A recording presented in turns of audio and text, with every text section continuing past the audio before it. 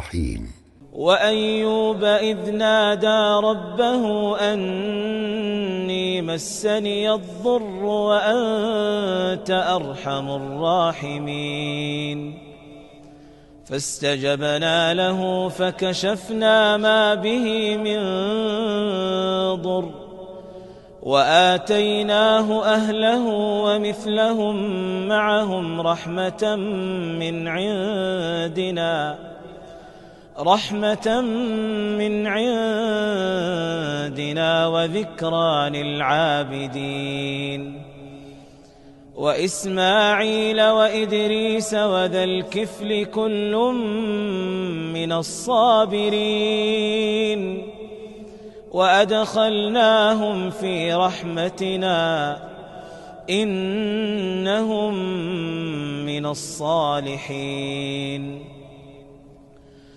وذا النون إذ ذهب مغاضبا فظن أن لن نقدر عليه فنادى في الظلمات أن لا إله إلا أنت سبحانك إني كنت من الظالمين فاستجبنا له ونجيناه من الغم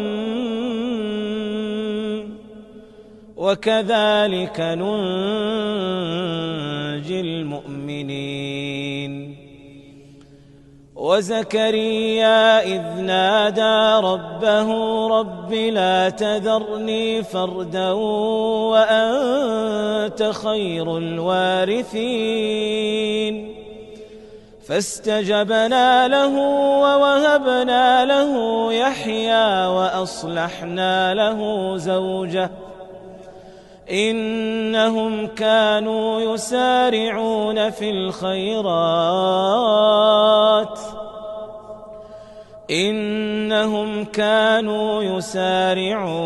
الخيرات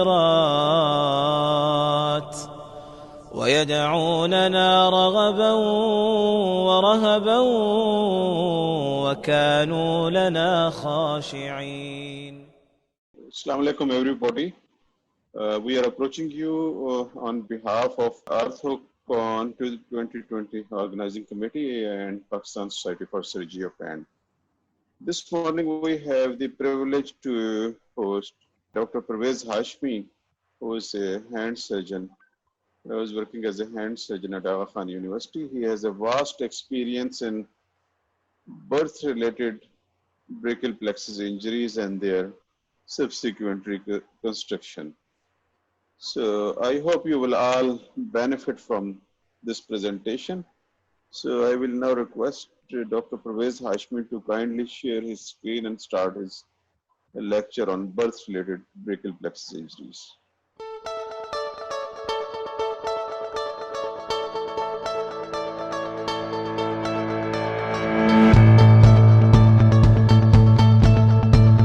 I'm going to start my presentation. My presentation basically has few components. I will start with the definition of birth-related brachial plexus, which we commonly cause obstetrical brachial plexus injury.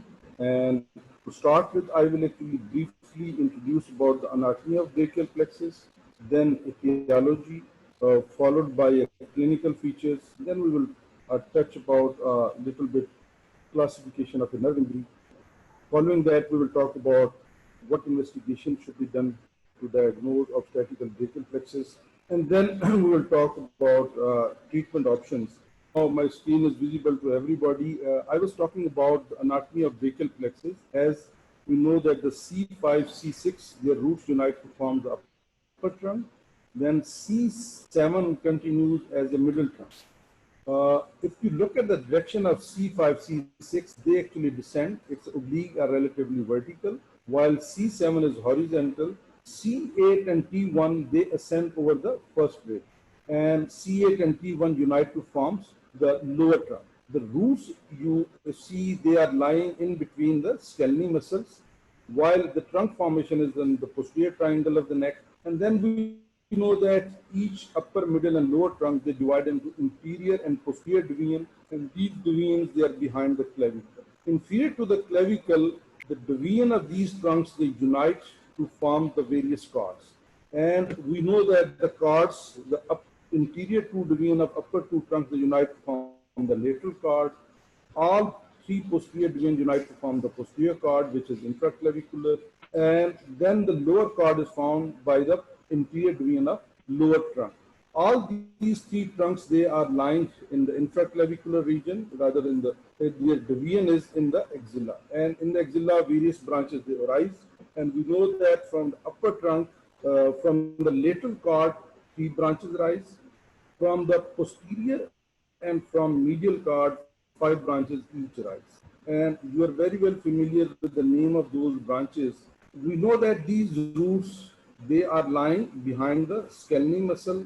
Trunks, they are in the posterior triangle. Division, they are behind the clavicle. Inferior to the clavicle, behind pectoralis minor. These are the actually various cords, and their division is into the axilla, and further branches, they are lying into the axilla. What are the different branches from the roots? We know that from the C5, the two roots, they arise. One is the dorsal scapular nerve for the both rhomboid muscle, and the phrenic nerve is contributed also by the C5.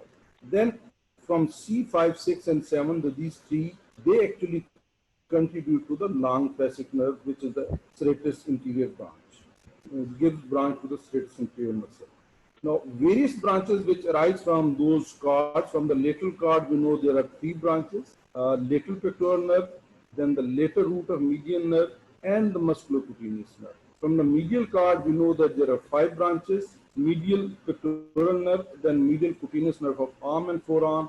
Then it splits into two terminal branches, which are the medial root of median nerve and the ulnar nerve. Posterior cord, we know that there are five branches, upper subscapular, trachodorsal, lower subscapular, and then there are two terminal branches which arise from it. They are axillary and the radial nerve. These are the actually various branches.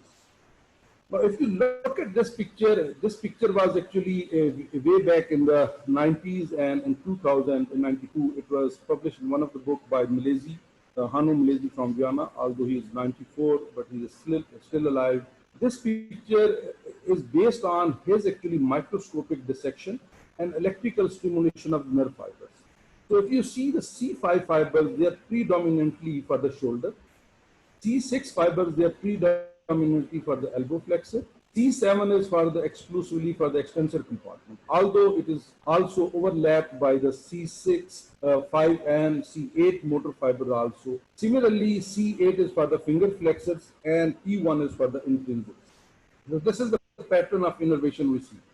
I commonly say that the C5 actually it supplies the arb abductor, especially all three components of a deltoid, and to the supra and the infraspinatus. So majority of fibers of C5, they go to the suprascapular nerve and to the axillary nerve. If the C5 is severed, I would say that there would be no motion at the shoulder, except there would be a reduction, but no elevation in forward flexion or in coronal plane. There would be no elevation by the contraction of supra and infraspinatus muscle. C6 is exclusively, it's mostly fibers, they go through the biceps, through the musculocutaneous nerve into the biceps, as well as into the brachialis. So it is basically for the elbow flexion. And C7 for the extensor of whole upper extremity, for the tricep and the 12 muscles of the forearm and the hand. Similarly, for the fingers, it's the C8. I usually presume that all finger extrinsic muscles, they are supplied by the C8, and the T1 is for the intrinsic muscles of the hand. So that's actually my interpretation. It's a major motor contribution in terms of a nerve root whenever you have to talk about that. Then comes the sympathetic contribution. You are already familiar that each nerve has a sympathetic contribution from the autonomic system. C5 and C6, they receive from the middle cervical ganglion, while the C7 to T1, they receive their sympathetic contribution by the cervicothoracic ganglion. And diagrammatically, if you look at that, if you look at the cross section of spinal cord, we know that there is interior and the posterior aspect. To the interior aspect, the rootlets, they emerge, which go to the interior root, and these rootlets, they are emerging from the inferior motor hall cell. So the first order neuron of the motor fibers, they are actually lying within the spinal cord. While On the posterior side, the rootlets, they are entering into the facialis gracilis and the cuneatus. And here, facialis gracilis and cuneatus, they contain actually second order neuron, because the first order neuron is lying in the dorsal root ganglion. This is very, very important concept to understand the concept of a supraganglionic and infraganglionic neuron. As these small rootlets, they emerge, they form these roots. And then after emerging from the dorsal root ganglion, a small spinal nerve is formed.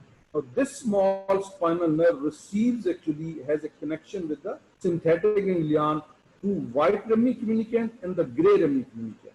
White rami communicant, these are the pre-ganglionic fibers going into the ganglion, while from the ganglion, post-ganglionic fibers, they come to the gray rami communicant, and they are forming contribution. So, giving contribution to the each spinal nerves.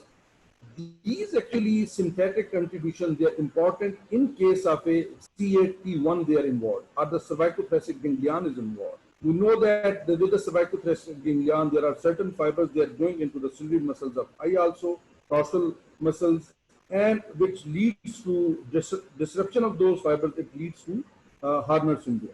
A little bit about a cross-section, microscopic structure of a axon, axis cylinder, myelin sheath, familiar. I will not go into the detail of that.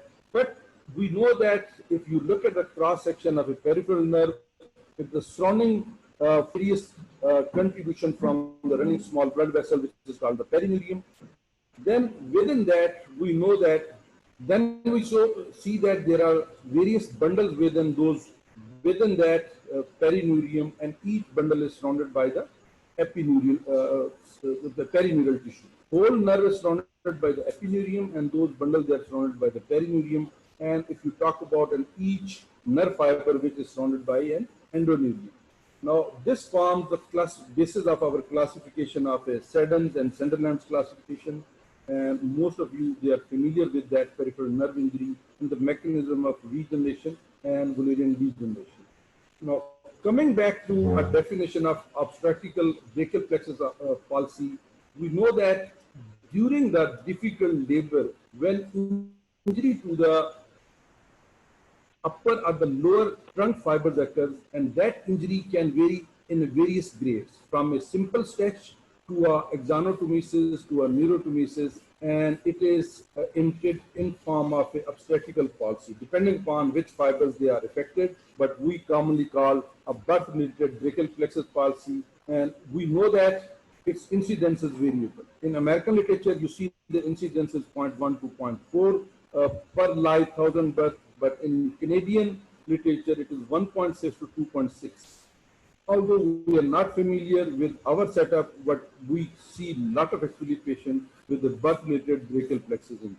Historically, in 1877, Ulz described the proximal brachial plexus injury in children, and because of his name, it is called obstetrical palsy. Then later on, in 1885, Klemke actually described injury to the lower branches of the brachial plexus, C8 and P1 involvement, which is commonly known as Klemke's palsy. Now, if brachial plexus injuries, they are not treated properly, they are not handled properly, they lead to a lot of functional and cosmetic deformity. Various causes of brachial plexus injury, we know that there can be an increased birth weight, prolonged labor, if this is the first pregnancy, and especially in a vertex presentation once the head has been delivered, and if the child is obese, and if it's a pramigravida, they actually apply certain instruments for such application, and the angle between the neck and the shoulder increases, which leads to stretching of upper roots, especially C5 and C6, and a suprascapular nerve, leading to various grades of injuries from a stretch to a neurotomesis or axonotomesis. Even in a brief presentation, once the baby has been delivered with sometime arm prolapse or with a shoulder delivery, there can be injury to the lower cords. For such application and in a C-section, it has also been seen that the brachial plexus injury is quite common. Now, what are the different grades of brachial plexus injury? If you just look at the cross-section of the spinal cord and these rootlets, and then the dorsal root ganglion. If an injury is distal to formation of a spinal nerve, where we call this injury, it can be a simple stretch, and we call it as, so if you look at this upper picture, most of the time, these nerve roots, they are not developed from the spinal cord, especially in an upper brachial plexus injury. There is a stretch to the upper trunk or upper cord, there are stretch, and the stretch is a variable. But if this injury occurs at the level of roots, so one injury is distal to the dorsal root ganglion, which you commonly call a post-ganglionic injury. It is just like a peripheral nerve injury. But on the other hand, if these nerve rootlets, they are evolved from the spinal cord, this is called preganglionic injury. And in a preganglionic injury, we know that it is a proximal to the dorsal root ganglion. Now, there is no connection of peripheral nerve with the spinal cord. So, preganglionic injury, this one, it has a severe or bad prognosis. Now, the commonly used classification is a Seddon classification, which we commonly say that is a neuropraxia. Neuropraxia means there is a stretch of a peripheral nerve and only temporarily nerve conduction is blocked.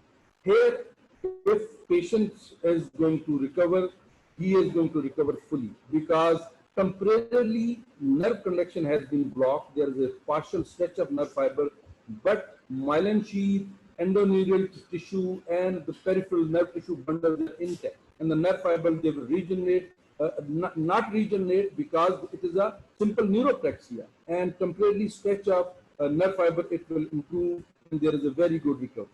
Now, second is an axonotmesis. Here, there is a damage to those nerve fibers to the extent that some of the nerve fibers, they have been damaged. So there would be a recovery, but it is always a partial recovery. Then comes the neurotomesis. Neurotomesis means the nerve has been cut completely, and it may be continuity with the fibrous tissue, but there is no connection between the proximal and the distal end. In those situations, you will see that there is no recovery. Recovery would be only some of the nerve fibers may regenerate and a slight partial recovery in some of the innervated muscle, it can be seen. Now, one important question for orthopedic resident and people who are actually dealing these injuries. Now, in a centerline classification, neuropraxia is grade 1 and neurotomesis is grade 5. It's the axonotmesis which has been divided from grade 2, 3, and 4. In a grade 2, we say that it is basically endoneurial tissue has been damaged. Grade 3, it's not endoneurial tissue, it is along with the axon, it has also been damaged. While in a grade 4, then there is one of the actually bundle of nerve fiber, it has been damaged, so there's a partial cut to the nerve. Neuropraxia and neurotomesis. Here you will not see any Tinel sign, and Tinel sign is a sign of a nerve regeneration, because in a neurotomesis, nerve is completely divided and there is no connection between the two ends, so the Tinel sign would not be seen. In neuropraxia, Tinel sign is again absent because there is no structure or physical damage to the nerve. That's why it's a temporary conduction of blockage and the nerve will regenerate completely. So these are the concepts which are really very important to understand. So when a child is born, immediately after the birth, if you see affected limb is lying motionless by the side of the arm, usually Morrow's reflex, tonic reflex, they are absent, and there is internal rotation of the whole upper limb with the elbow extended, shoulder completely, arm is hanging, and it's in an erected position. Now, the good thing is 95% of these cases, they recover spontaneously. And if there is no recovery by the 3 months, then usually surgical intervention is indicated. Now, I will take you along that if you look at the clinical presentation is more or less persistent. And here serial examination by an expert is repeatedly required. Serial examination means that you need to examine a child after every 3 to 4 weeks, so that you want to see when the child has started to move his arm. And in the moment, the most important structure is contraction in the biceps muscle. If the child has started to move the biceps, that it means that there is a partial injury and the chances of recovery, they are pretty good. So in case of incomplete recovery, you see there is a lot of actually functional deficit in the upper limb, and the long-term sequelae, they can be seen. If the arm remains at the level of shoulder completely internally rotated, adducted, it can lead to posterior dislocation of shoulder or subluxation. There can be lablet discrepancy, and even the child global, you see development is also impaired. In a all 5 root involvement, usually the limbs become short and it is a little atrophic also. So in a clinical feature, if you see, this is a typical case of a upper brachial plexus root injury. You can see the arm is erected, internally rotated, and fingers there in a flex. And in a complete injury, you can see when all 5 roots are involved, there can be a Horner syndrome, as well as you can see the limb would be almost flail and motionless. Now, this is a case where you see only C5 and C6 are involved. Wrist is extended and child is holding finger in a almost fist position. Here it is Urb's palsy with an involvement of a classical C5, C6. Now there is another variety which we call extended Urb's palsy, in which C5, C6 and C7 they are involved, where you can say that you can see here the wrist is also in a flex position, and it means the C7 is involved in this case. Now, there are certain challenges which you see we are actually seeing those challenges. People, they do not use historical knowledge of an evidence. There is a lot of evidence which is present historically that how the treatment of a brachial plexus they has involved. And the second thing which I see, they do not actually refer it properly to multidisciplinary care. And the third challenge which I am actually seeing, these children who need actually surgical intervention earlier at 3 to 6 months, usually they are stopped by a various physician. And I do not blame anybody, but various physicians, they include pediatricians, neurosurgeons, and even a physiotherapist.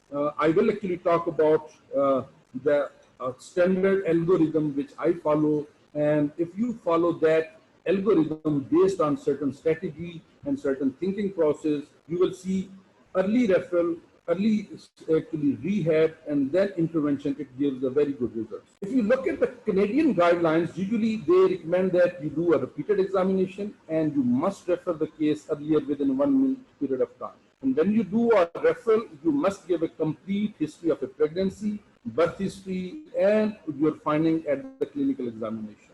And wheresoever they are referring, that multi-center should have various people who are familiar with its treatment, especially occupational therapists and the physiotherapists. Now, physical examination, as I was telling you, is a very, very important. And then a person who is actually treating, he should be very well versed with the microsurgical technique and the various surgical options. He should have a background knowledge that what it has to do operatively when he encounters. Proper follow-up has to be done. Documentation along with a certain grades of injuries which should be. What should be strategy for diagnosis? The first thing is a clinical examination after every 3 to 4 weeks. And as I told you that there is a spontaneous recovery in the most of cases when you encounter that the biceps is recovering for a period of 4 to 6 weeks or up to 3 months period of time, you expect that there would be a spontaneous recovery. Then at what time you should do EMG nerve conduction? I recommend EMG nerve conduction at 3 months period of a time, which has to be repeated after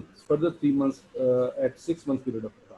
One can actually do certain investigations, like if somebody is suspecting some neck injury or there was some all 5 root involvement, MRI or CT myelo, they can be helpful and they can actually show you certain things. Now, for a child to have EMG nerve conduction, although it's a little painful and it's difficult, especially in those children who are chubby, one has to actually concentrate to see sensory and motor component both should be done, and in sensory one has to see a compound muscle potential in a motor component, and sensory the conduction delay, it has to be seen, especially sensory nerve action potential. Radiologically, there are certain differential diagnoses which has to be included, like fracture of a clavicle, shoulder dislocation, septic arthritis. They should be considered, and one can do an X-ray of the chest and neck also. CT myelo usually helps to show us if there is a root avulsion or myelomeningocele. They are visible. It actually gives you an idea that once you are going to operate this kid, what would be inside when there is root avulsion and what should be your planning of treatment. Now, this is a little laborious algorithm. For various literature, they have shown it. This is from one of the Canadian, and I actually do not follow. I will actually go through the natural history, and the logic of algorithm is altogether different. We will talk about in a minute. You see, more than 90% of the cases they recover spontaneously, and there are certain poor prognostic factors, like if there is a total paralysis, if there is a Horner syndrome, all four components they are seen, like meiosis, ptosis, anhydrosis, and NFL mass. When there is involvement of phrenic nerve on XHS, you see hemidiaphragm is lifted. And the most important thing is the speed of recovery of biceps muscle. If biceps recovers very early, like 4 to 6 weeks, it means it was a neuropraxia and you are going to have a very good recovery. But if the biceps recovers late, then the usually prognosis is pretty bad. Now, I will talk about the 4 scenarios. In scenario first, you examine the child at the time of birth, and immediately the best thing would be you immobilize that involved upper extremity with elbow flexed, and you can actually keep it in a 90-degree flexion, either with a collar and cuff or with a body bandage. You can do that. Then you do your, after 2 to 3 weeks, you do a repeated examination and look for activity of biceps, and you can teach the parents when the child has started to flex the elbow. It would be the parent, mother especially, noting first. Then in the meantime, after 2 to 3 weeks of immobilization, you start range of motion at shoulder, elbow, and the hand. And one thing which I have actually highlighted in red, this is actually internal and external rotation at the shoulder with an arm adducted and arm abducted. This thing is the most important thing which I actually teach to the parents, teach to the physiotherapists, and most of the physiotherapy people, they do not actually follow. You see, there is a abnormal contraction forces which are acting at the level of shoulder. And those forces we know at the level of shoulder, what are those forces? We know that C5 and C6, they are not working. If C5 is not working, you see the supraspinatus and infraspinatus, they are not working. Shoulder elevator, along with the deltoid and the external rotator. It's only internal rotator they are working, which keep the shoulder in the internal rotator position. With that, it leads to the humeral head to deck posteriorly. And if you do not do external rotation passively with an arm adducted and with an arm abducted, the chances are you will see actually a lot more difficulty at the level of shoulder in a subsequent rehab phase. Simply doing elevation is not sufficient. The most important thing is you have to do your actually rehab exercises at 4 weeks, and you must teach the parents as well as the physiotherapist. Then you observe for the recovery of biceps. If your biceps recovers in a first scenario within 4 to 6 weeks, you have a happy ending. And usually no further workup is required. You continue with the rehab exercises, repeated examination. Then shoulder elevation and external rotation will come within a period of 3-4 months. This is a scenario first when you see that biceps is coming at 4 to 6 weeks.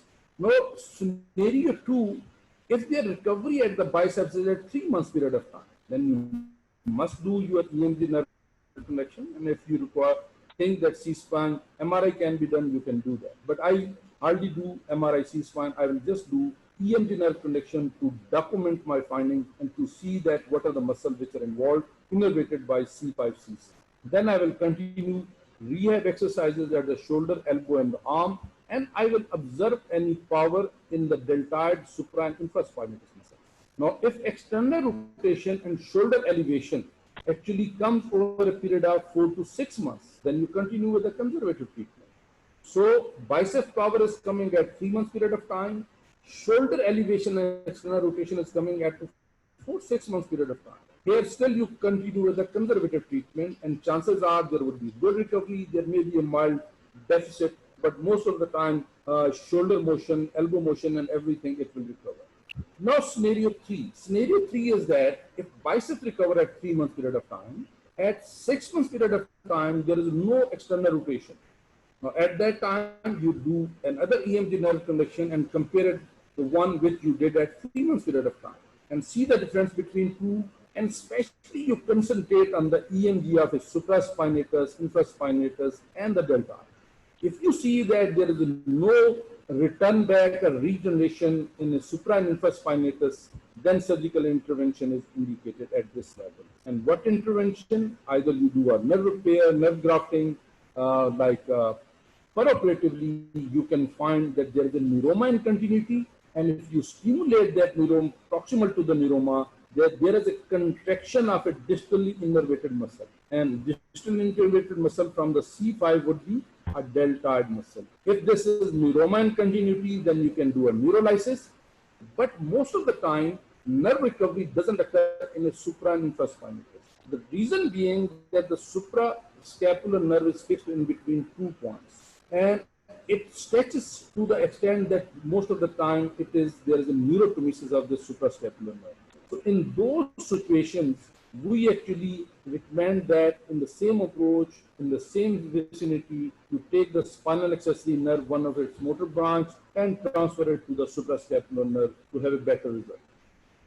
Now, the second component of the same scenario 3, that peroperatively you see that there is a neuroma in continuity, but it is a non-conductive neuroma.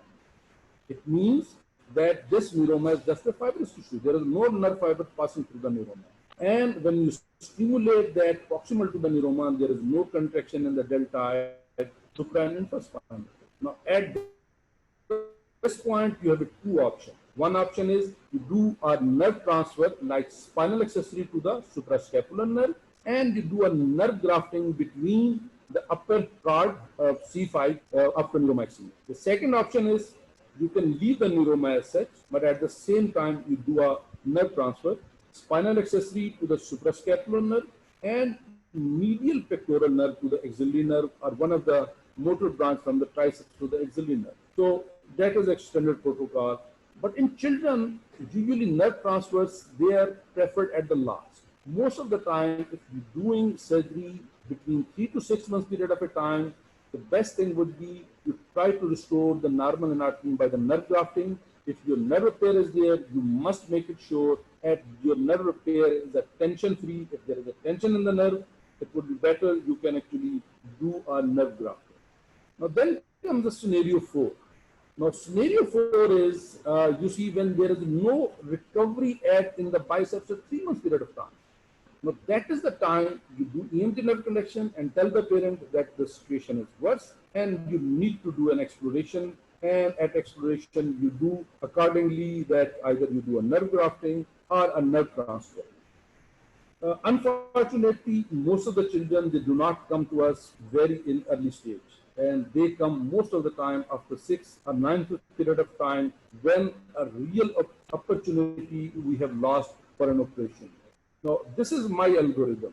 This is based on, you see, when you see a child with a birth-related injury, immediately I would say you immobilize with a forearm sling or with a body bandage for 2 to 3 weeks, and then you actually encounter two conditions. One is there is a partial paralysis, another is complete paralysis.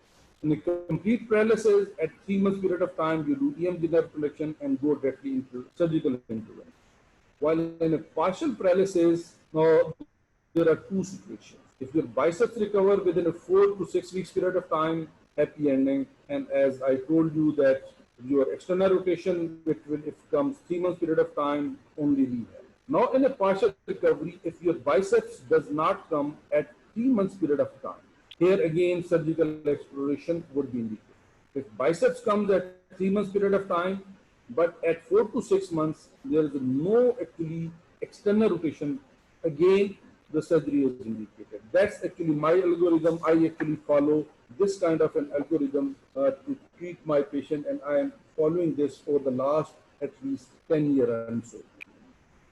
Now, if you look at the historical background for a surgical intervention of a brachial plexus, in very early 1930s in the USA, exploration of brachial plexus in children and its repair, they were attempted, even nerve grafting were attempted, but because of a poor surgical technique and a lack of microsurgical expertise, usually most of the people, they had actually poor outcome, high morbidity and mortality, and then surgical intervention was abandoned. Till 1970, that time, a gentleman from France, we write it as a Gilbert, but is a Jebele from France, who came up with a microsurgical technique. And he said that whenever you do a nerve repair, it has to be a tension-free, absolutely tension-free nerve repair, or even nerve grafting, it has to be tension-free. That gives an early result. And he also actually came up with the concept of later on nerve transfer also.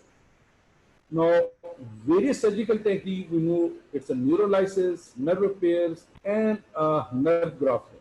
But Jebele and Myers, they say that earlier you do an intervention, better would be the result. But there are other people who think that surgical intervention, it has to be done 9 to 12 months period of time. Looking at the prognosis, if you look at if there is a recovery of biceps within a 1 month period of time, then chances are that there would be grade 4 recovery in all the muscles of upper extremity. It means it was a neuroplex. If the recovery is between 1 to 3 months period of time, it means there was some structural damage to the nerves, and the recovery would be in upper limb muscles, especially shoulder and elbow, grade 4. But if the biceps recovers after 3 months period of time, recovery would be grade 3. So that's why the people, they think that you do an early intervention, the results would be much more better. And there are certain hard indications when there is a complete paralysis of all 5 roots and there is an Harner syndrome. If you want to do some functional aspect to recover in the upper limb, you do an early intervention. And when there is a no biceps recovery at 3 months, the intervention is indicated. Now, I usually this approach with a subcutaneous infiltration of adrenaline and a local anesthetic drug, and people, they have recommended transclavicular approach. This was in very early days in 1996 to 98 when I was actually young. At that time, I used to do transclavicular approach even for adults also, but nowadays no more transclavicular approach. I usually lift the clavicle with a sling of just a little gauze piece, lift it up, and underneath I can actually work for those nerves, supraclavicular and infraclavicular of brachial plexus that can be seen. Now, these are the examples of a root avulsion and the nerve root rupture. Now, if you look at the various operative findings of a Jebele, these are the few slides from his presentations. You see, on exploration, if you look at the upper roots, there is a much more rupture in the upper roots. Rupture means the peripheral nerve is intact. It is an infraganglionic injury, not supraganglionic injury. We say it's a post-ganglionic injury. You can see here in a C5, C6, C7.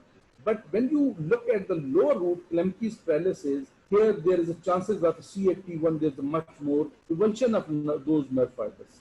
That it means it is a pre-ganglionic injury. Or we say it's a supraganglionic injury. The nerve fiber, they have been avulsed from the spinal cord. Operatively, like if you encounter this neuroma and it is a non-conducting neuroma, what will you do? You excise the neuroma and do a 2 nerve transfer. One is you do a suprascapular nerve with the spinal accessory. Other you can do for the medial pectoral, but the best thing would be to a nerve grafting to the upper trunk from C5, C6. Now, if there is an extended palsy in that situation, then you will take the nerve graft from C5, C6 to the upper and the middle trunk. Universal, everyone will they do a nerve transfer, that spinal accessory to the suprascapular nerve. Now, a couple of cases of a mine, I just actually want to show you. This is a child who was operated by me at the age of actually 11 months. And he had an extended Erb's palsy where I had to do 2 nerve transfer and a nerve grafting for the C7 also. Now you can see it is 11 months down the line. Yesterday I made this video and I will just run this video again. You can see elevation at the shoulder as well as you can see elbow flexion, and he has started to actually extend his wrist and started to hold the objects. Another girl which was 10-month-old and she had all 5 root avulsion. This is a pre-operative picture of video of that. So again, she was 10 months old at the time of presentation because they have been going here and there, and finally they came from Islamabad and I had to do exploration. Only one of the root was intact, and I will show you.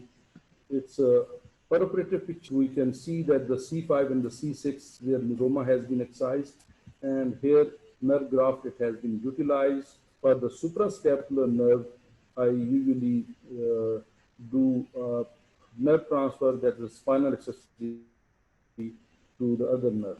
So there are, that's his video a day before yesterday. Her mother actually sent it to me from Islamabad.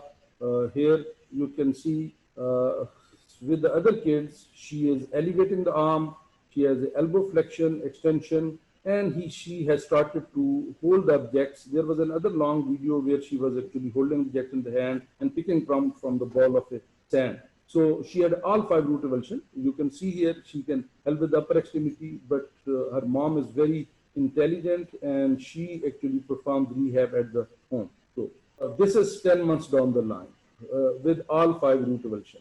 Now, surgical treatment, we know that best is when you do an exploration, and early exploration would be the best thing.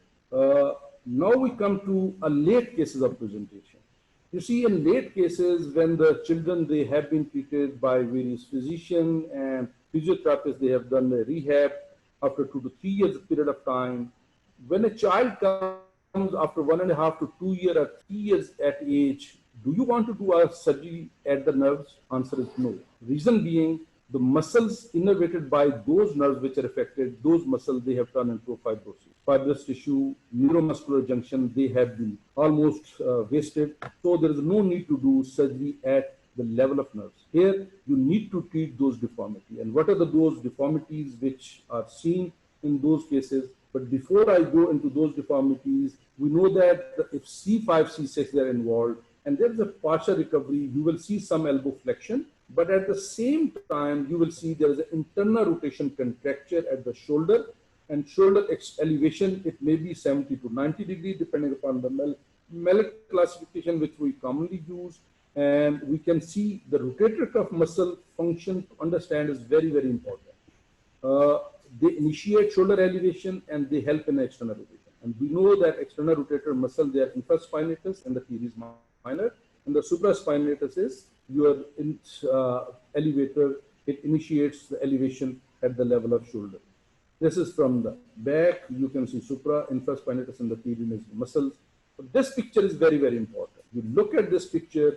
This is a deltoid attached to the humerus without any rotator cuff muscle. You see, when the deltoid is contracting from below, it is pulling the whole humeral head and upward, and the humeral head, and it goes upward, it locks underneath the acromion, and you cannot do a further elevation. Elevation means either flexion or abduction. The reason being, you can see here, there is no rotator cuff. So what is the function of rotator cuff? As I actually teach to my students and residents, that rotator cuff, it not only stabilizes the humeral head against glenoid during all phases of elevation. It steers, guides, and glides the humeral head and keeps the humeral head in contact with the glenoid cavity during all phases of elevation. So supraspinatus and infraspinatus, these are the actually very, very important muscles, especially subscapularis and the teres minor also, they form a cuff, and not only in elevation, in the rotational motion. Now we go to the next slide. If there is now supraspinatus is attached, look at that. With this supraspinatus and rotator cuff muscle intact, you will see the humeral head will remain in contact with the glenoid cavity. Now this diagram we also made almost 20 years earlier when Syed Kamran, Dr. Kamran from Indus Hospital, he was my resident, and his dissertation topic was tendon transfer for earth palsy. And at that time, actually, I was doing a lot more tendon transfer with children, they were coming, and we came up with picture. This is a very, very old, but still useful to understand what is the function of rotator cuff. Now, if historically you look at that, the various procedure which has been described, they are listed. And I commonly used actually modified episcopal procedure that I have been using 2 tendon transfer. Then I shifted to 1 tendon transfer each for Liftmus dorsai and for teres major. But the result which I get with the 2 tendon transfer, there is no match. So here we are actually 2 approaches. We do an inferior release with, when you do an inferior deltopectoral incision, with that, first you do a lengthening of your adductor. And first muscle which comes, it's a pectoralis major. You do a Z-plasty of pectoralis major, then you go to the subscapularis. But before you go to the subscapularis lengthening, you come across that the tip of coracoid process is overhanging and it's blocking the external rotation. So you do a coracodectomy, you detach the conjoined tendon, do a little lengthening of those, and detach actually pec minor also and the conjoined tendon, do a coracodectomy, then you do a lengthening of subscapularis. Most of the time, I do not open the subscapularis capsule, but I had to open it in case the shoulder is dislocated or subluxed posteriorly, and I will show you a video. Then we do a tendon transfer, a combination of both, Letzmus dorsi and teres major, which we detach after once we have done a G-plasty of pectoralis major, go from the sulcus of bicipital groove and posterior lip, detach both muscles, and with the posterior incision, we retrieve those muscles and attach to the infraspinatus tendon. Now, commonly, we apply a modified shoulder spica for 5 to 6 weeks. Stitch removal is done at 2 weeks, and the rehab exercises they have started. Usually, these children, they have a good motion following the rehab, and at 3 to 4 months, their motion is pretty good. Here, you can see here, once you have done inferior releases, you should be able to complete internal and external rotation with an arm abducted and a completely arm abducted 90 degrees. You can see 90 degree external rotation, internal rotation. And this Cocker's clamp is basically in the pec major tendon, which has been lengthened, and we are holding it. So after you have done lengthening, you can see there is a good motion with an arm adducted and abducted. Once you have achieved these motions, then you are satisfied and you will attach the tendon and keep the arm in an abducted position. We will show you how I apply a shoulder spica. It has been used. This is a preoperative picture of a child, so 6-year-old who has been treated conservatively, and you can see elevation is only this much. In spite of our best effort, we can place it only 30-40 degrees. It was almost melted 2+. But when we explored it, you would here you see a perioperative technique. There are two. One is Cocker and other is small Cockers. One is in the pec major on this side, and other is in pec minor. And here is the tip of coracoid process, which is being excised. After the conjoined tendon, here we are holding on this part, and we remove this, and then we actually reach to the subscapularis tendon, and subscapularis is actually then lengthened. And if capsule has to be opened, I usually open the capsule. Now go to the next video. This is very, very important, people. And in this case, I had seen that the shoulder was completely posteriorly dislocated. Now you can see that it is completely posteriorly dislocated. With an external rotation, it comes back, and I had to do a reconstruction of the subscapularis tendon with the fascia. And apart from that, you can see how much axillary fascia is tight. So we had to do this lengthening of subcutaneous lengthening of axillary fascia also. When I say that if it is left untreated, really you can see here that shoulder joint is posteriorly dislocated. Head is facing posteriorly. But AP view do not actually illustrate that. In an older child, you can actually get either CT scan with a 3D reconstruction. That will give you an idea that where the articular surface is facing in that case. And you can see this head is, you do internal rotation, it goes posteriorly. You do external rotation, it comes. So the posterior capsule is also redundant, which also needs little plication when you do a tendon attachment posteriorly to the infraspinatus tendon also. And interiorly, subscapularis tendon, it has to be reconstructed with the fascia so that you have an adequate length which is attached to the lesser tuberosity. So these sort of things we do encounter in surgery. Now, a couple of examples, although these are the very, very old cases of mine, and I will just show you the child. Here you can see how much elevation she has preoperatively and a postoperative result with an elevation, with an internal rotation, external rotation, ability to bring the hand to the opposite shoulder, to the mouth, and to the overhead. All those activities were restored.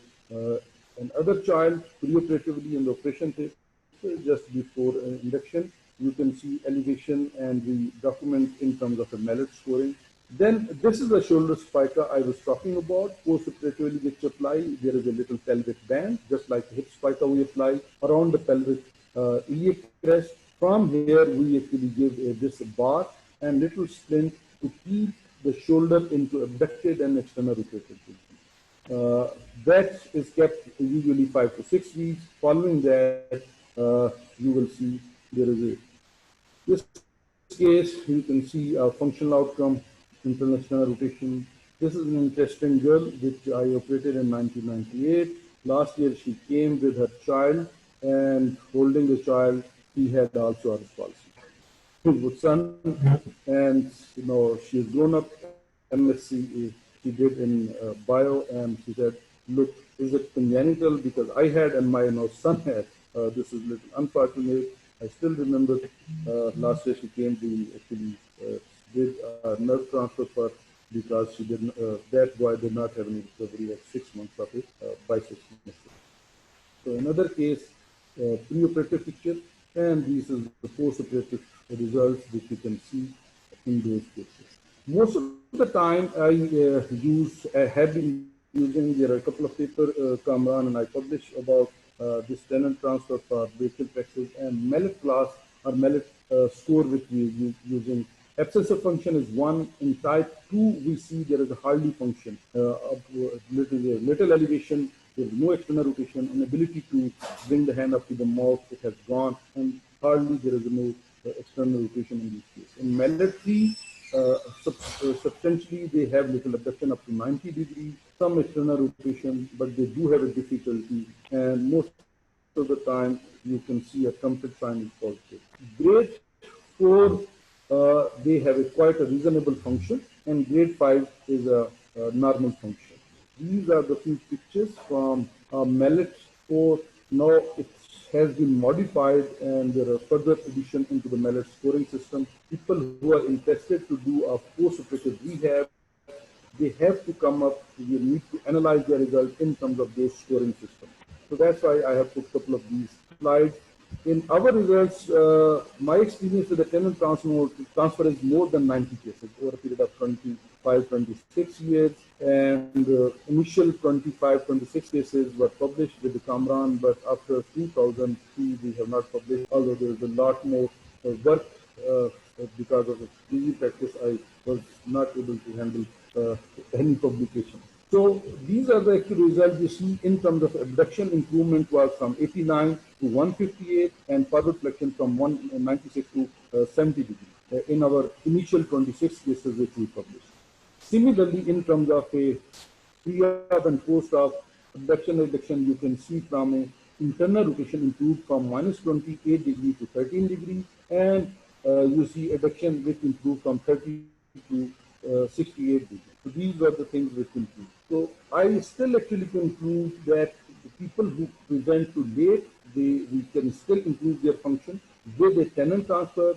And in some of the patients, actually, if there is severe contracture, especially in an adolescent group, then external rotation osteotomy, it also gives a pretty good result. So this is one of the examples in which external rotation osteotomy was done. I will just actually show you his picture. He was from KPK, and you see the amount of elevation and his functional outcome.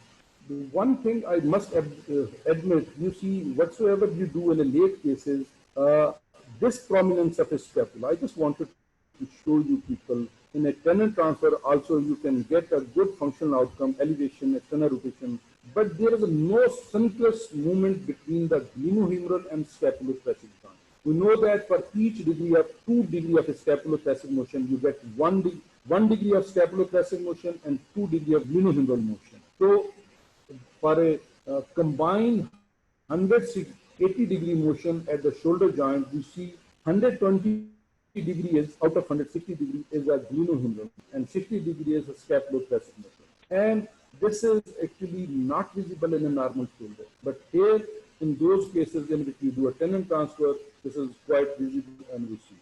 So thanks a lot. If there are any questions, I would be happy to answer. Thank you, Dr. Pervez, for a very wonderful presentation. So there are questions in the chat. I will read them one by one.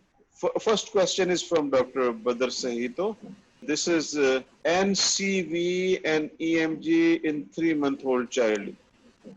Is it difficult to do? Is it reliable to interpret?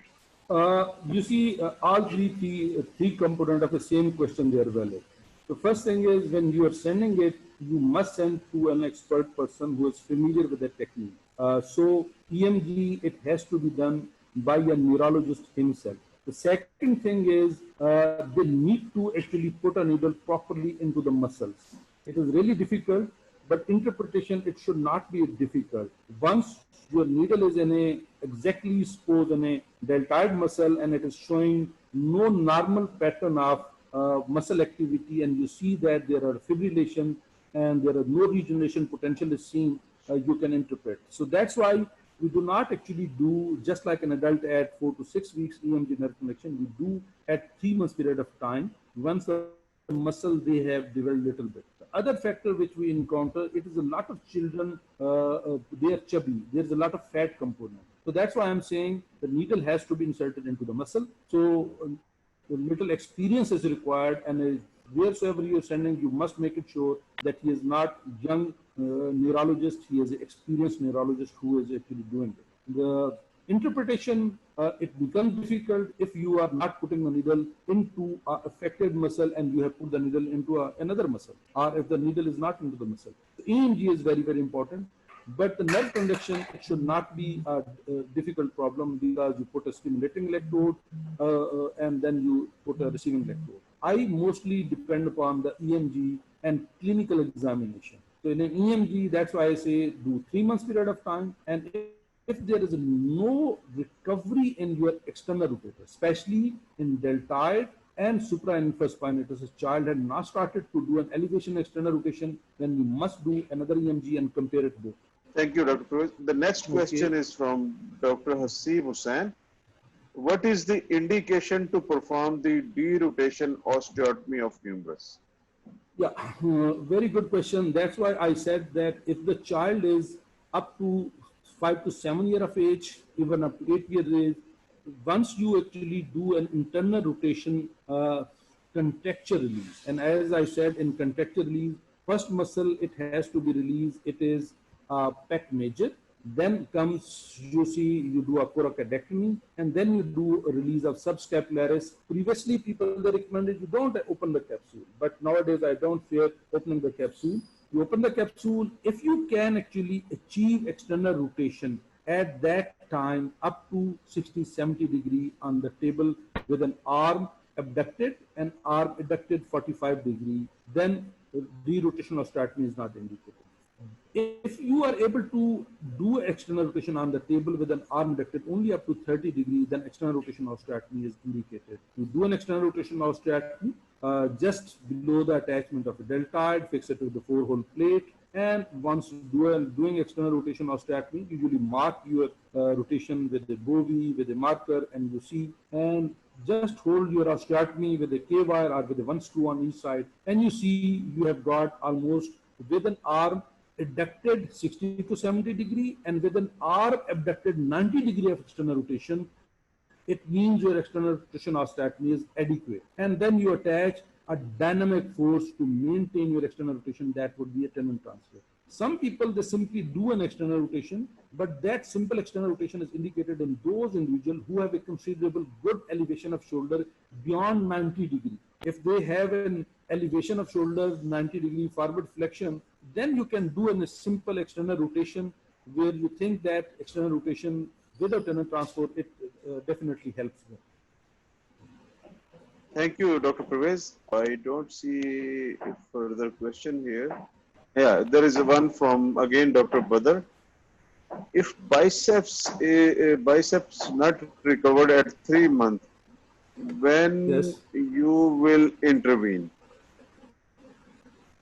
You see, that's why I'm saying if the biceps is not recovered at 3 months period of time, here intervention is indicated. And I talked about 4 scenario, and at the end actually I gave my algorithm. Biceps recovery at 4 to 6 weeks, happy ending. Everything is going to recover. It is a neuropraxia. If it is recovering at 3 months period of time, it means partial recovery. You wait for external rotation, external rotator to come back. If they do not come at 4 to 6 months, then surgery is indicated. If biceps is not coming at 3 months period of time, that is the time to hit, because it means injury is beyond a neuropraxia. It is a partial damage. So earlier you explore it, higher good would be the result. So here you do EMG nerve conduction, maybe MRI C-spine, and once you have done MRI C-spine and EMG nerve conduction, at that time you try to convince the parents that this is the best time to explore, do a nerve grafting, nerve repair, and nerve transfer. Because if you delay it, biceps is not coming, maybe at 6 months it is not coming, then the time period would be, the gap would be large enough, and here the chances of recovery would be less. That's why I actually showed a couple of slides of a Jebele, that where he said that if the biceps is not coming at 3 months period of time, prognosis becomes difficult. At 6 months, there may be some recovery, then parents think, okay, some recovery is coming, and you just actually leave it alone. And once you leave it alone, they end up in internal rotation contracture at the shoulder and difficulty in elevation, and the results they are poor. So if the biceps is not coming at 3 months period of time, here that is the best time to convince the parents that they should undergo for an exploration. Dr. Khalid Masood, you want to comment on this? जी अस्सलाम वालेकुम। जी वालेकुम सलाम। कैसे हैं sir जी? खैरियत से? बिल्कुल ठीक ठाक, फर्स्ट क्लास। मेरी आवाज आ रही है? बिल्कुल आ रही है सर, बिल्कुल आ रही है। माशाल्लाह सर, माशाल्लाह। It was really an excellent presentation. Sir Parvez Hashmi, you are doing wonderful job. और माशाल्लाह आपने अपने एक्सपीरियंस की बेस पे बहुत सारी चीज़ें जो शेयर की हैं, that have really opened the eyes of the person who want to do the brachial plexus injury in very early stages. और ये बड़ा ट्रिकी सा इशू है, अर्ली स्टेजेस पे patients come to us as well.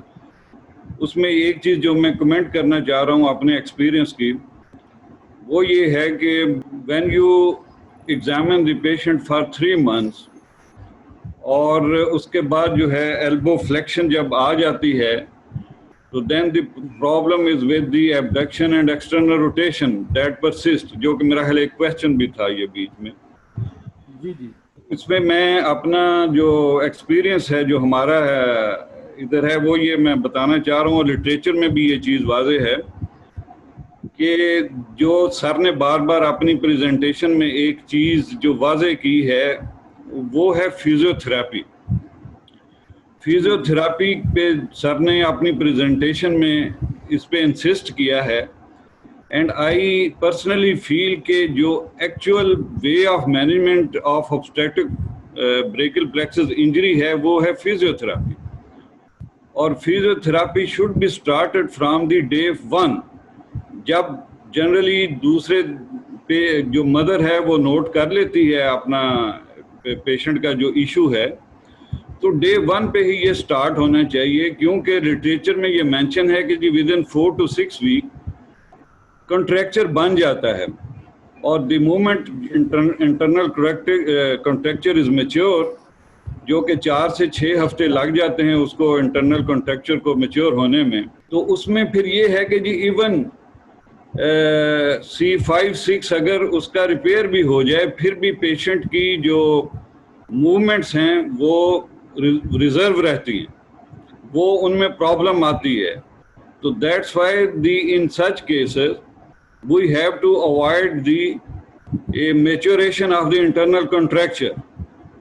लेकिन अगर ये चीज़ है, जी जी बिल्कुल सही कह रहे हैं सर आप, हाँ जी बिल्कुल सही कह रहे हैं। I totally agree with your experience, and that's why actually मैंने वो स्लाइड दोबारा लगाई है जिस मैंने रेड में एक चीज मार्क की है। मैं ये कहता हूं कि जब बच्चा पहले दिन पैदाइश के वक्त आ गया है, तो सिर्फ क्योंकि इमीडिएटली ऑब्स्टेटिकल इंजरी होती है, तो 2 हफ्ते उसे सिर्फ फोरम स्लिंग या मैं कॉलर एंड कफ पहना देता हूँ, बट लिटरेचर ये भी कहता है बॉडी बैंडेज लगा दें।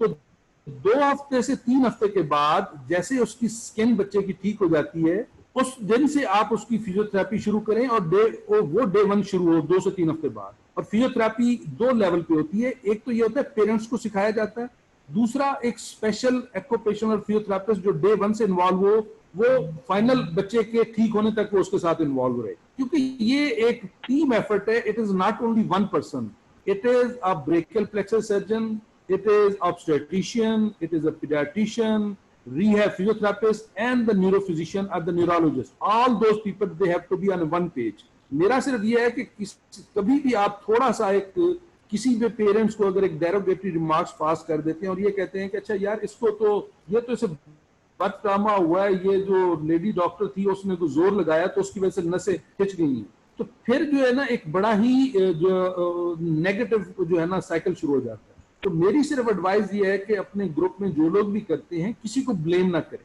It can happen to anyone. یہ میرے بچے کے ساتھ بھی ہو سکتا ہے, آپ کے بچے کے ساتھ بھی ہو سکتا ہے. ہو گیا, کوئی بندہ انٹینشنلی نہیں کرتا, ٹھیک ہے نا. اب ایک دفعہ ہو جائے تو پھر آپ کی ریہیب جو ہے وہ پراپر ہونی چاہیے. ایک چیز جو میں نے اس میں ریڈ مارک کی تھی جو فزیوتھراپسٹ نہیں کرتے, وہ یہ ہوتا ہے کہ آرم شولڈر پہ انٹرنل ایکسٹرنل روٹیشن, کہ آرم کو ایلبو کو 90 ڈگری فلیکس کرے, آرم کو ایڈیکٹ کر کے انٹرنل ایکسٹرنل روٹیشن کریں, پھر ایلبو 90 ڈگری فلیکس رہے اور آرم جو ہے وہ 90 ڈگری ابڈکٹ کر کے 90 degree external rotation 90 degree internal rotation. اور کچھ لوگ تو آپ کو پتا ہے نا, انہوں نے ایکسٹرنل روٹیشن سپلنٹس بنا دیے, رات کو کہتے ہیں بچے کو سپلنٹ یا یہ بریس پہنا کے سنا. تو یہ جو فزیوتھراپی ہے دس از ویری ویری امپورٹنٹ. دوسری بات جو اپنا خالد صاحب نے کی ہے, دیکھیں میں اسے بالکل ایگری کرتا ہوں, فزیوتھراپی کے ساتھ ساتھ آپ کو پیرنٹس کو گائیڈ کرنا پڑتا ہے. فزیوتھراپسٹ تو ایک کمپوننٹ ہے نا, اور اس کے ساتھ ساتھ ماں باپ جو ہے وہ گھر پہ اسے کریں. اگر ماں باپ اسے ایکوپیشنل تھراپی فزیوتھراپی میں انوالو نہیں کریں گے تو پھر ریزلٹس اچھے نہیں آتے. اور جو لاسٹ بات ہے, دیکھیں 75 to 95% cases simple rehab physiotherapy اور نیچرل ریکوری ہوتی ہے اور یہ ریکور کر جاتی ہے. ٹھیک ہے, اگر آپ نہیں کریں گے تو پھر ریکوری نہیں ہوتی. بالکل ایگزیکٹلی سر, آپ نے بالکل درست کہا, اور یہی میں بیسیکلی انسسٹ کرنا چاہ رہا تھا کہ جی مین رول جو ہے وہ فزیوتھراپی کا ہے. اب آگے جب آپ کی آگے جو ہے اگر امپروومنٹ نہیں ہوتی تو میرا نیکسٹ جو انسسٹ کرنا چاہ رہا ہوں وہ یہ ہے کہ جی before planning any nerve transfer internal contracture should be released, یا یہ ہے کہ جو اس کو رول آؤٹ ہونا چاہیے. اگر انٹرنل کنٹریکچر ہے تو آپ کی nerve transfer will not work. Internal contracture should be ruled out before performing any nerve transfer. یہ جو ہے یہ میری چیز جو میں اپنی ایڈ کرنا چاہ رہا تھا اس میں سر. اور سر آپ نے وہ میں جی اسی کو میں ری انفورس بھی کیا ہے, اس لیے میں نے ایک تصویر انہیں دکھائی تھی, کیس ڈالا تھا جس میں شولڈر جوائنٹ پوسٹیریئرلی ڈسلوکیٹڈ ہے اور وہ کہتے ہیں ہم فزیوتھراپی کراتے رہے ہیں. تو پراپر گائیڈنس نہیں ہوتی, ٹھیک ہے نا, خالی شولڈر کو فارورڈ فلیکشن ایکسٹینشن سے نہیں ہوتی. تو انٹرنل ایکسٹرنل روٹیشن جو ہے انٹرنل کنٹریکچر کو کم کرنا, اسے ختم کرنا, وہ فزیوتھراپسٹ اور ماں باپ دونوں کا مل کے کام کرنا ہوتا ہے. کیونکہ فزیوتھراپسٹ ڈیلی آپ کو آدھا گھنٹہ 40 منٹ لگائے گا, اس سے زیادہ نہیں دے گا ٹائم. بچہ ماں باپ کے پاس 24 گھنٹے ہے جس میں کم از کم 3 سیشن ماں باپ کو گھر پہ کرنے. اور میں نے ایگزامپل اس لیے دکھائی کہ یہ دیکھیں 6 سال کی بچی اور شولڈر پوسٹیریئرلی ڈسلوکیٹڈ ہے, ٹھیک ہے نا, اور آپ کو میں نے پر آپریٹو اس کی پکچر دکھائی کہ انٹرنل روٹیشن میں ڈالتے ہیں تو پیچھے چلا جاتا ہے, اسے جب ایکسٹرنل روٹیشن کرتے ہیں تو نارمل آ جاتا ہے. ٹھیک ہے نا, تو یہ بالکل ٹھیک ہے, سب لوکسیشن ہاں بہت کامن ہے. اور جو لیٹ کیسز ہیں اور they are mostly because of internal contracture, اس کی وجہ سے یہ ہوتے ہیں. When you release internal contracture, جو کہ ٹیکنیک سر ہاشمی نے آپ کو بتائی ہے, تو most of the patient they recover very well. تو ہم نے جو چیز ایڈ کی ہے وہ یہ ہے کہ جی now we are releasing these internal contracture arthroscopically, اور we have performed over 20 cases, more than 20 cases arthroscopically. We have released the internal contracture. The ages of the patient were between 3 to 22. تو جن کی birth plexes injuries تھی, تو ان میں سے 80% patient they recovered with the release of internal contracture arthroscopically. The advantage جو کہ ہمیں اس میں نظر آیا وہ یہ ہے کہ جی ویری نیکسٹ ڈے آپ اس کو فزیوتھراپی میں ڈال دیتے ہیں. Again there is role of physiotherapy. تو very next day it is pain sort of physiotherapy, اور پیشنٹ اگلے ہی دن سے فزیوتھراپی کرنا شروع کر دیتا ہے, اور 4 to 6 weeks میں بہت اچھی امپروومنٹ شو کر دیتا ہے. یہ ایک ایڈیشنل مینجمنٹ ہے جو کہ لٹریچر میں مینشن ہے, and people are doing this arthroscopic release of internal contracture. That I would like to mention in what we are doing in our center.